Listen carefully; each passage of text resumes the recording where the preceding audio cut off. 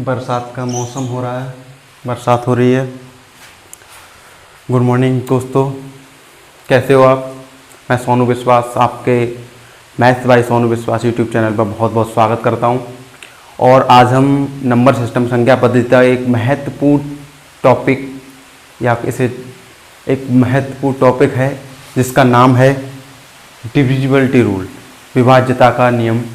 ये बहुत भूमिका निभाता है, यानी कि नंबर सिस्टम से अलग भी अदर चैप्टर हैं उसमें भी बहुत भूमिका निभाता है। तो ये हमें समझना होगा, करना होगा। तो इस कॉन्सेप्ट को मैं आज पढ़ाऊँगा। ये टॉपिक है, बहुत अच्छा टॉपिक है।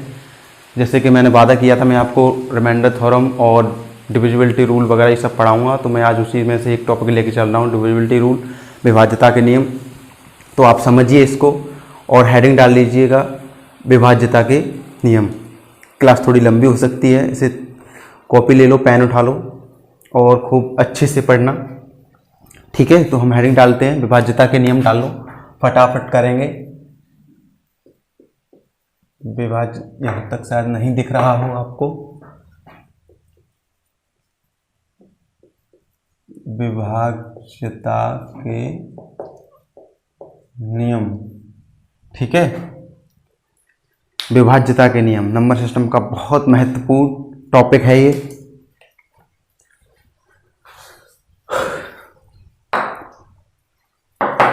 सबसे पहले हम दिख पा रहा है, आवाज आ रही है? श्योर? Any problem? गुड। पहला हम जीरो से स्टार्ट करेंगे, जीरो से स्टार्ट करेंगे। सबसे पहले जीरो,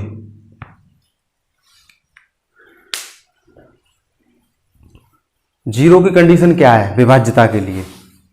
अगर जीरो में किसी संख्या से भाग दिया जाता है तो जाता है, कितनी बार जाता है, क्या परिणाम निकलता है? जीरो से अगर किसी संख्या में भाग दिया जाए तो क्या परिणाम निकलता है? अगर जीरो से जीरो में भाग दिया जाए तो क्या परिणाम निकलता है? विद प्रूफ के हम समझेंगे। क्या है? जीरो एक संख्या है, इसमें अगर हम किसी संख्या 5 से भाग दें तो परिणाम क्या निकलेगा? जीरो। अगर हम जीरो में 2 से भाग दें फिर भी परिणाम जीरो, यानी किसी भी संख्या से भाग दें जीरो में तो परिणाम जीरो ही निकलता है। कैसे निकलता है? अगर कोई संख्या 6 है, अगर हम 2 से भाग देने को कहें तो हम यहाँ पे जो संख्या आती है वो कुछ ऐसी संख्या ढूंढते हैं कि उसमें गुणा करें तो 6 आ जाए, तो 3 यानी 2 तिया 3, अगर 3 का गुणा 2 में करेंगे तो 6 बन जाएगा। ऐसे ही अगर हम 8 में 4 से भाग दें तो कुछ हम यहाँ पे ऐसी संख्या सोचते हैं जिसमें अगर 4 का गुणा किया जाए तो 8 बन जाए, तो 4 दूनी 8। ऐसे ही हम यहाँ पे समझने के लिए है, यहाँ पे कुछ ऐसी संख्या देखेंगे जिसमें अगर 5 का गुणा किया जाए तो 0 बन जाए, तो 0 ही एक ऐसी संख्या है, अगर 5 का गुणा किया जाएगा तो 0 बन जाएगा। ये फॉर एग्जाम्पल मैंने आपको समझाया इसे समझाने के लिए। ऐसे ही यहाँ 2 से हम 0 में जब भाग दे रहे हैं तो हमें सेम इसी की तरह सोचना है कि यहाँ एक ऐसी संख्या होनी चाहिए जिस संख्या का गुणा अगर हम 2 में करें तो 0 बन जाए, तो वो सिर्फ एक 0 ही संख्या है। तो ऐसे हमें पता चल गया जीरो की पहली प्रॉपर्टी, अगर जीरो में किसी भी संख्या से भाग दिया जाता है तो परिणाम हमारा जीरो ही निकलता है। दूसरी बात हटाते हैं इसको, समझ में आ गया होगा आपके। जीरो से स्टार्ट कर रहे हैं हम। अगर किसी संख्या में अगर जीरो से भाग दिया जाता है तो क्या होता है? अगर किसी संख्या में अगर जीरो से भाग दिया जाता है तो इसका मान आता है इनफाइनाइट। यानी कि यहाँ पे 1 मिनट समझने के लिए, यहाँ पे कोई हम एक ऐसी संख्या देखेंगे जिस संख्या का गुणा अगर 0 में किया जाए तो 5 बन जाए। यही तो बात थी हमारी। यहाँ एक ऐसी संख्या देखो उसका गुणा अगर 0 में किया जाए तो 5 बन जाए। तो कोई संख्या ऐसी है अगर 0 में किसी संख्या का हम गुणा करते हैं तो 0 ही बनती है, आपको पता है, लेकिन 5 नहीं बनती। लेकिन हमें सारी संख्याओं का ज्ञान नहीं है।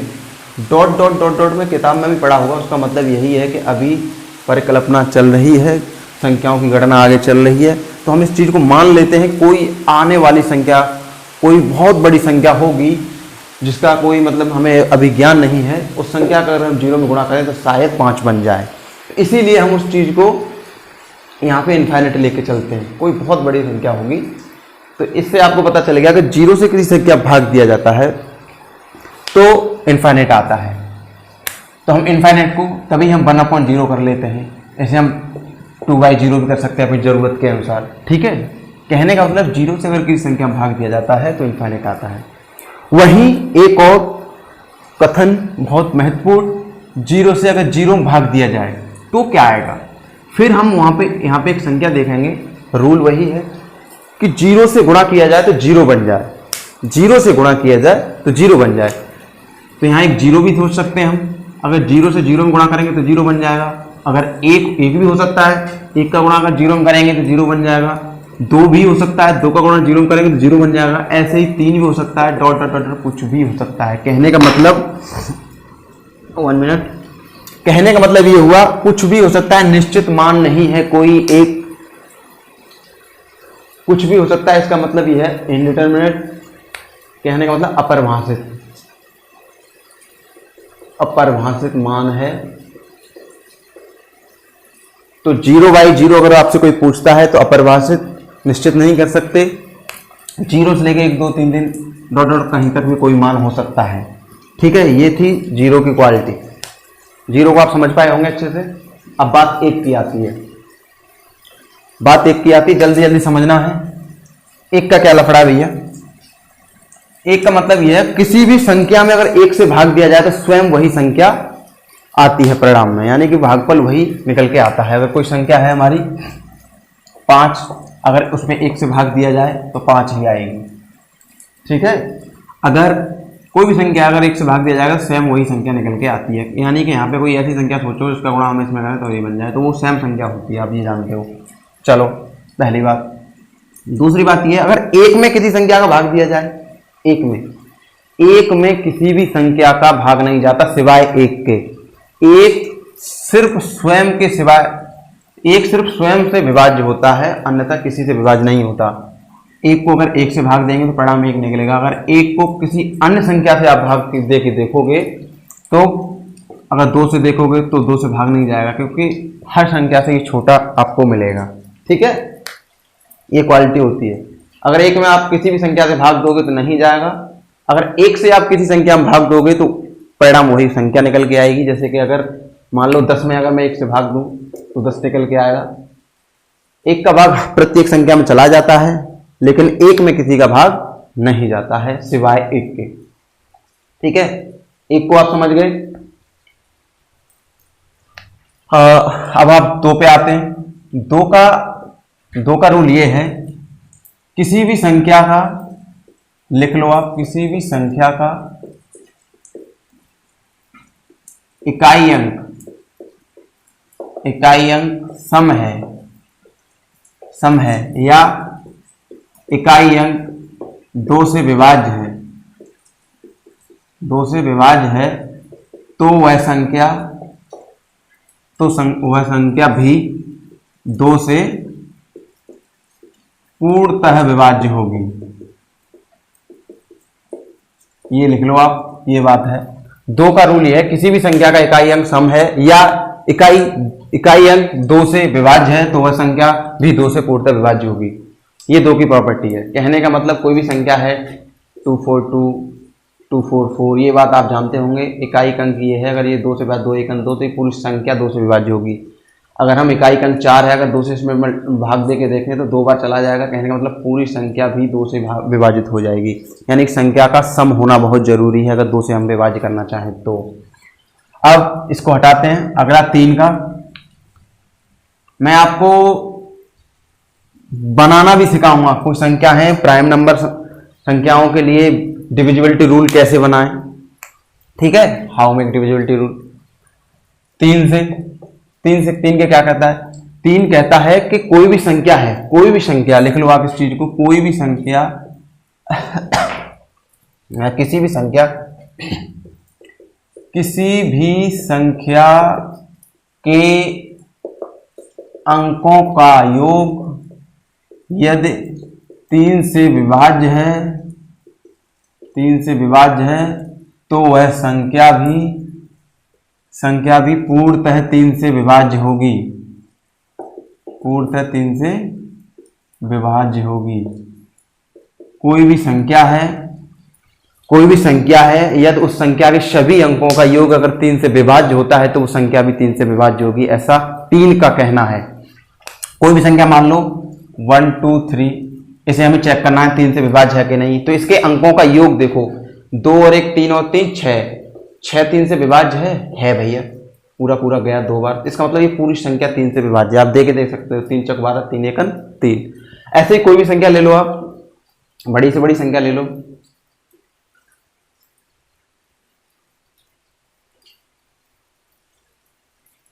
ये संख्या ले लो, इस संख्या को हमें चेक करना है कि ये संख्या 3 से विभाज्य है कि नहीं। तो हमारा रूल क्या है कि इसके सभी अंकों का योग 8 और 4 12, 3 15, 15 4 19 और 4 24, 24 अगर 3 से विभाज्य है, पूरा पूरा विभाज्य है, तो ये संख्या भी पूरी 3 से विभाज्य होगी। ये 3 का रूल है, ठीक है। इसे हम कुछ क्वेश्चन भी करेंगे, पहले आप थ्योरी समझ लो। अब आती है बात 4 की। 4 का क्या था, 4 क्या कहता है? 4 ये कहता है कि अगर किसी भी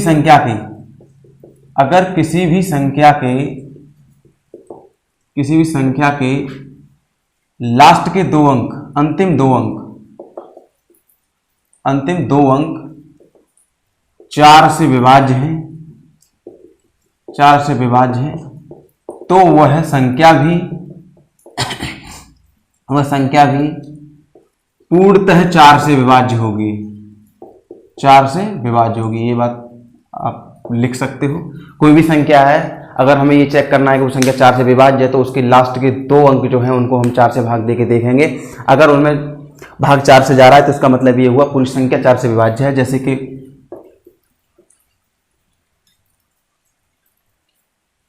ये संख्या है, इसको हम देखना चाहते हैं कि क्या ये 4 से संख्या विभाज्य है। तो आप लास्ट के 2 अंक यानी 64 में 4 से भाग देके देखोगे, अगर भाग पूरा पूरा जा रहा है तो ये संख्या पूरी विभाज्य है। आप देखोगे तो 64, 16 चक 64 होता है, यानी पूरा पूरा भाग जा रहा है, पूरी संख्या 4 से विभाज्य हो गई। इस चीज को आप सोच के चलो।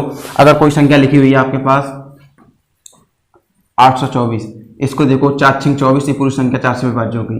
अगर कोई संख्या 1 5 6 2 3 3 1 2 ये संख्या है, इस संख्या को देखना है तो इसके लास्ट के 2 डिजिट जो हैं उनको हम 4 से भाग देके देखेंगे। 4 तिया 12, कहने का मतलब लास्ट के 2 अंकों में 4 का भाग पूर्णतः चला गया, तो ये संख्या भी पूर्णतः 4 से विभाज्य हो जाएगी। ओके, समझ में आ गया? हटा दें इसको। गुड। 5 की प्रॉपर्टी क्या है? नोट बना के लिखते जाओ। 5 की प्रॉपर्टी बहुत अच्छी अच्छी चीजें बताऊंगा आपको। ये भी बताऊंगा हाउ मेक डिविजिबिलिटी रूल, यानी कि खुद अपने आप से कैसे डिविजिबिलिटी रूल बनाए, जैसे 7 का 13 का 19 का कैसे बनाए, ये भी आपको बाद में मिलेगा। 5 की बात आती है। 5 ये कहता है किसी भी संख्या का इकाई अंक 0 या 5 है तो वह संख्या 5 से पूर्णतः विभाज्य होगी। किसी भी संख्या का इकाई अंक 0,5 है तो वह संख्या 5 से पूर्णतः विभाज्य होगी। कोई भी संख्या है और हमें चेक करना है कि वो संख्या 5 से विभाज्य है कि नहीं, जैसे कि 1 0, अगर हम 5 से विभाज्य करके देखेंगे उसका इकाई अंक देखो 0 है तो ये संख्या 5 से विभाज्य है। ठीक है। अगर कोई संख्या है मान लो 735, हम देखेंगे 5 से ये विभाज्य है कि नहीं, तो इसका इकाई अंक देखते हैं हम, क्या है 5, तो हमारी इसमें फिट हो रही है ना बात। 5 है तो इसका मतलब ये संख्या पूरी 5 से विभाज्य होगी। ठीक है। किसी भी संख्या का इकाई अंक 0 या 5 है तो संख्या पूर्णतः 5 से विभाज्य होगी। हटाते हैं इसको। 6 की प्रॉपर्टी क्या कहती है? 6 क्या कहता है? 6 का मतलब ये है अगर कोई संख्या यदि 2,3 से विभाज्य है, 3 से विभाज्य है तो वह संख्या 6 से भी विभाज्य होगी, 6 से भी विभाज्य होगी। ठीक है। यानी कि 6 के हम गुणनखंड करेंगे 2 × 3। अगर किसी संख्या को हमें 6 से भाग देना है तो जरूरी है कि वह संख्या 2 और 3 से विभाज्य होनी चाहिए। यदि कोई संख्या अगर 2 और 3 दोनों से विभाज्य है तो 101% वो 6 से भी विभाज्य होगी। ठीक है। बात समझ में आई आपको? आई होप समझ में आया होगा। हम नेक्स्ट लिख चलते हैं। 1 मिनट।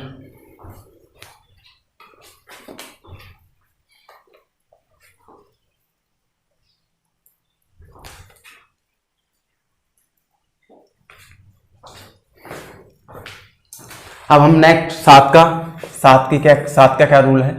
7 के लिए 7 इज प्राइम नंबर, इसके लिए हम बाद में लेके चलेंगे। मैं आपको बताऊंगा, जब मैं बताऊंगा आपको हाउ मेक ट्रिवियल रूल, तब आप पता लगेगा आपको कैसे 7 से निकालते हैं। 8 का भी है, 8 का है जो संख्या 2, 4 दोनों से विभाज्य होगी। ठीक है, 1 मिनट, 2, 4 से नहीं। 8 का मतलब है किसी भी संख्या के अंतिम 3 अंक यदि 8 से विभाज्य हैं तो वह संख्या भी 8 से विभाज्य होगी। कोई भी संख्या है,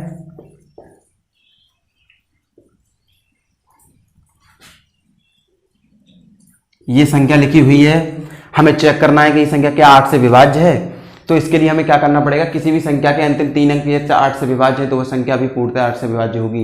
इसके 3 अंक चेक करके देखो 8 से विभाज्य हैं, 8 पन्ना 40, 5 8 7 56, हाँ विभाज्य हैं। इसका मतलब ये संख्या पूरी की पूरी संख्या 8 से विभाज्य होगी। अगर इसमें आप और भी बड़ी संख्या होती, मान लो 2, 3, 4 और 4 ये संख्या होती, अब हमें चेक करना है क्या ये 8 से विभाज्य है। हम लास्ट के 3 डिजिट देखेंगे, 8 3 24, 8 चौक 32, 2 8 3 24, ये 43 बार 344 कट गया 8 से, यानी पूर्णतः 344 8 से कट जा रहा है। इसका मतलब ये पूरी संख्या 8 से विभाज्य होगी। ठीक है, अब यहाँ पे एक बात और भी मैं आपको बता दूं, अगर मैं इसमें रिमाइंडर वाली बात है, रिमाइंडर थ्योरम जब हम पढ़ेंगे, अगर हम इसमें 8 से भाग दें तो रिमाइंडर क्या आएगा। तो आपको जरूरी नहीं है पूरी संख्या में 8 से भाग देना पड़े, जो प्रॉपर्टी हमारी विभाज्यता की कह रही है उसी को फॉलो करना है। 3 अंक में देंगे सिर्फ 8 का भाग, हमने देखा रिमाइंडर 0 आ रहा है तो पूरी संख्या में भी रिमाइंडर 0 आएगा। समझ में आया आपको। ऐसे ही मैं 4 से बता रहा था, अगर मान लो यहाँ पे 1 होता, अब मैं पूछूं आपसे कि इस पूरी संख्या में अगर 8 से भाग दिया जाए तो रिमाइंडर क्या होगा, तो हमारी जो विभाज्यता का नियम कहता है, 8 से विभाज्यता का नियम ये है, लास्ट के अंतिम 3 अंकों को 8 से विभाज्य करके देखेंगे। 8 चौक 32, 2 बचा, 8 दूनी 16, रिमाइंडर आया 5। लास्ट के 3 अंकों में अगर रिमाइंडर 5 आया तो पूरी संख्या में भी रिमाइंडर 5 ही आएगा। ये बात कंटेस्ट कर लो आप। और ये चीज हर प्रत्येक रूल के लिए फॉलो करती है, ये नहीं कि 8 के लिए जो मैंने अब तक आपको पढ़ाया 2 4 सबके लिए फॉलो करती है। ठीक है, रिमाइंडर थ्योरम पढ़ेंगे। अगली बात 9 की आती है। 9 का क्या है, सेम 3 की तरह 9 का सिस्टम है। जैसे हम 3 का बताया था, किसी भी संख्या के सभी अंकों का योग यदि 9 से विभाज्य है तो वह संख्या भी पूर्णतः 9 से विभाज्य होगी। किसी भी संख्या के सभी अंकों का योग यदि 9 से विभाज्य है तो वह संख्या भी पूर्णतः 9 से विभाज्य होगी। कहने का मतलब जो 3 का सिस्टम था वही, किसी भी संख्या के यदि सभी अंकों का योग 3 से विभाज्य है तो संख्या भी 3 से विभाज्य होगी। अब कोई भी संख्या है, मान लो कोई भी संख्या लिख दो आप, लेकिन 9 से विभाज्य होने के लिए उसके सभी अंकों का योग 9 से पूर्णतः विभाज्य होना चाहिए। ये संख्या लिखी है 93,952। अब हमें चेक करना है क्या ये संख्या 9 से विभाज्य है। इसके सभी अंकों का योग देखो, 9 और 3 12, 12 9 21, 21 और 5 26 और 2 28। क्या 9 के पहाड़े में 28 आता है? नहीं आता। इसका मतलब ये पूरी संख्या 9 से विभाज्य नहीं है। 9 या 27। अगर इसमें रिमाइंडर की बात करें तो यहाँ क्या रिमाइंडर बचा? 1। तो इस संख्या पूरी में 1 रिमाइंडर होगा। मान लो यहाँ पे 1 होता तो इसका सम कितना आता? अभी 28 आ रहा था, इसका सम आता 27, यानी कि 27 पूरा 3 बार कट जाता है। इसका मतलब ये पूरी संख्या 9 से विभाज्य हो जाती है। ठीक। 10 का रूल ये कहता है किसी भी संख्या का यदि इकाई अंक 0 है तो संख्या 10 से पूर्णतः विभाज्य होगी। 10 की प्रॉपर्टी है, किसी भी संख्या का इकाई अंक यदि 0 है तो वह संख्या 10 से पूर्णतः विभाज्य होगी। जैसे 10 को 10 से भाग दें, एक बार जाएगा। अगर 100 है, 10 से भाग दें तो 100। इकाई अंक का 0 होना बहुत अत्यावश्यक है 10 के लिए। ठीक है। 10 से पूर्णतः विभाज्य करने के लिए संख्या का इकाई अंक 0 होना बहुत जरूरी है। अब बात 11 की आती है। 11 क्या कहता है? अब हम 11 पे आते हैं। 11 का रूल क्या कहता है, इसको हम थ्योरी में लिख लो आप। यदि किसी संख्या की सम स्थानों व विषम स्थानों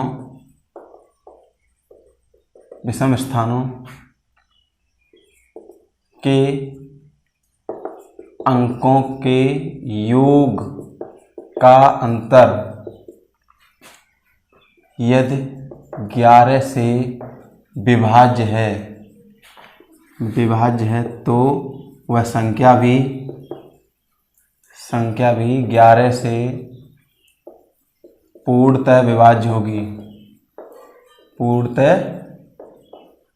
होगी। यहाँ वैसे ये भी होता है, यदि 11 से योग का अंतर यदि 0,11 है या 0,11 से विभाज्य है तो वह संख्या भी 11 से पूर्णतः विभाज्य होगी। लेकिन मैंने 0 इसलिए नहीं लिखा क्योंकि 0 तो 11 से पूर्णतः विभाज्य है ही, तो हम 0 लिखने की क्या जरूरत है अलग से। मैंने लिख दिया 11 से विभाज्य है तो वह संख्या भी 11 से पूर्णतः विभाज्य होगी। कहने का मतलब इस थ्योरी पे बात लेके चलते हैं हम। कोई संख्या लिखी हुई है जैसे कि 234 ये कोई संख्या है, ठीक है। अब हमें देखना है इसके सम स्थानों और विषम स्थानों के अंकों के योग का अंतर। सम स्थान और विषम स्थान यानी अगर ये 2 स्थान हैं, इसका ये पहला स्थान है, ये दूसरा स्थान है, ये तीसरा है, चौथा, ये पांचवा, छठा, तो इसमें सम स्थान यानी सम संख्या वाले ये सम स्थान है और ये विषम स्थान है। समझ में आ गया आपको? 1, 3, 5 वाले विषम स्थान है, 2, 4, 6 वाले सम स्थान है। अब इनके अंकों का योग का अंतर देखेंगे हम। सबसे विषम स्थान वालों का लेके चलो। 2 और 4 6, 6 और 3 9, 3 और 2 5, 5 और 4 9, इनका अंतर निकालोगे 0। 0 11 से विभाज्य है कि नहीं? है नहीं। 0 में किसी भी संख्या का भाग दो पूर्णतः 0 बार चला जाता है, आपको पता है। तो ये संख्या पूरी 11 से विभाज्य होगी, है ना। 11 से ये पूर्णतः विभाज्य होगी संख्या 2, 3, 4। ऐसे ही और भी रूल है, और भी कोई संख्या ले सकते हो एग्जाम्पल के तौर पे। अगर कोई संख्या ऐसे है 1 2 3 5 6 ये संख्या है, अब हमें देखना है इसमें कि क्या ये 11 से विभाज्य है, तो उसके विषम स्थानों का अंकों का योग देखो। 1 और 3 4, 4 और 6 10, 2 और 5 7, 10 और 7 का डिफरेंस कितना? 3। कहने का मतलब 3 11 से विभाज्य नहीं है, इसका मतलब ये पूरी संख्या 11 से विभाज्य नहीं है। ये तो थ्योरी जो कहती है वो बात है, लेकिन मैं इसमें आपको चेक करने के लिए एक शॉर्ट तरीका बताता हूँ। हम अंतर ही तो देखते हैं, सम स्थानों के और विषम स्थानों के अंकों का योग का अंतर देखते हैं। तो हम कोई संख्या ले लिया मैंने 2 3 4 5 6 ये संख्या ले ली, तो मैं सम स्थानों के अंकों का योग विषम स्थानों के अंकों का योग का अंतर देखता हूँ। मैं डायरेक्ट यहाँ अंतर निकालता हूँ तो क्या बात है? +1। 5 से 6 हो गया +1, 3 से 4 हो गया +1, ठीक है। अब इसके लिए तो कुछ है नहीं, यहाँ 0 लगा लो, कोई प्रॉब्लम तो है नहीं। कितना हो गया? +2। कहने का मतलब अंतर जो निकल के आएगा 2 और 1 3 और 1 4 निकल के आएगा अंतर। अगर आप वैसे भी निकालोगे फिर भी 4 निकल के आएगा। 4 11 से विभाज्य नहीं है, तो ये संख्या भी पूर्णतः विभाज्य नहीं है। अब एक और संख्या फॉर एग्जाम्पल 1 1 1 ये संख्या है, अंतर कितना? 0 0 0। कहने का मतलब अंतर 0 आया, 11 से पूर्णतः विभाज्य, तो ये संख्या भी पूर्णतः विभाज्य 11 से। एक और संख्या ले लो आप 2 3 8 7 5 -2 +5, यहाँ 0 ले लो, +2 +7, 2 से 2 कट गया, 5 आ रहा है इसका अंतर, जो 11 से पूर्णतः विभाज्य नहीं है। इसका मतलब ये संख्या भी पूर्णतः 11 से विभाज्य नहीं है। 11 का बहुत इंपॉर्टेंट है, ऐसे क्वेश्चन बहुत बनते हैं, इस चीज़ को समझ लो आप। अब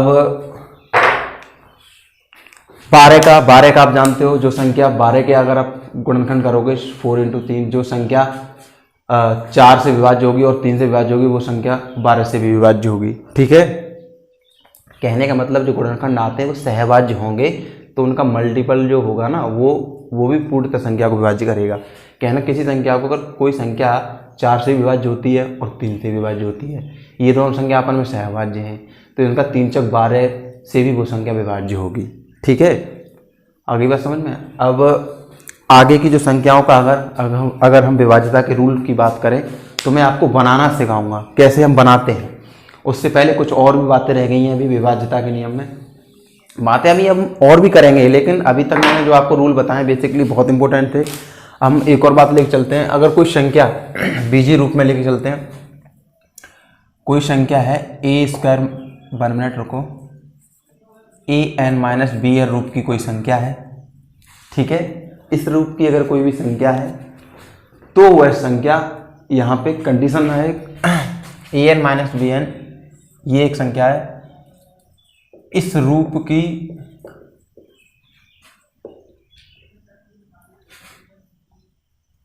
वन मिनट रुको, यदि n पे निर्भर करता है, यदि n एक विषम संख्या है, यदि n एक विषम संख्या है तो वह a-b से, तो वह संख्या a-b से पूर्णतः विभाज्य होगी, पूर्णतः विभाज्य होगी, ठीक है। यदि यहीं पे यदि n एक सम संख्या है तो, यदि n एक सम संख्या है तो वह संख्या a-b, a+b दोनों से पूर्णतः विभाज्य होगी, दोनों से पूर्णतः विभाज्य होगी। ये बात समझ लो आप। a की पावर n-b की पावर n, an-bn, यदि n एक विषम संख्या है, इस कंडीशन के लिए देख रहे हैं, इस कंडीशन, इस रूप की कोई अगर आपको संख्या दी गई है, यदि n एक विषम संख्या है तो वह संख्या a-b से पूर्णतः विभाज्य होगी। यदि विषम संख्या है तो, यहीं पे अगर n हमारी सम संख्या होती तो वह पूरी की पूरी संख्या a-b, a+b दोनों से पूर्णतः विभाज्य होती। ये रूल कहता है, इसको नोट कर लो आप।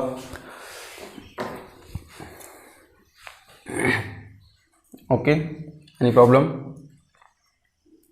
हटा दे इसको।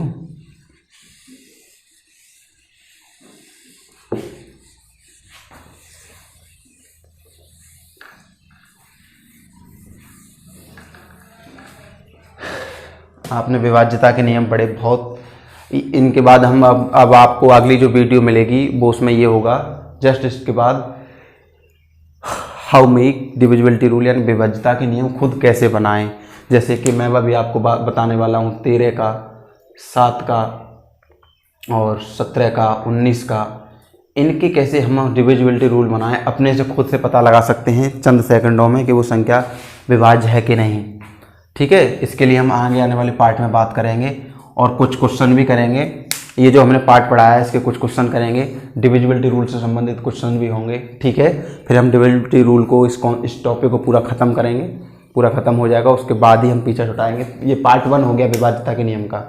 अब पार्ट 2 आप पढ़ेंगे जिसमें इसके नियम दिए गए होंगे, इसके हाउ मेक कैसे बनाएं, फिर क्वेश्चन की बात की जाएगी, ठीक है। बाय।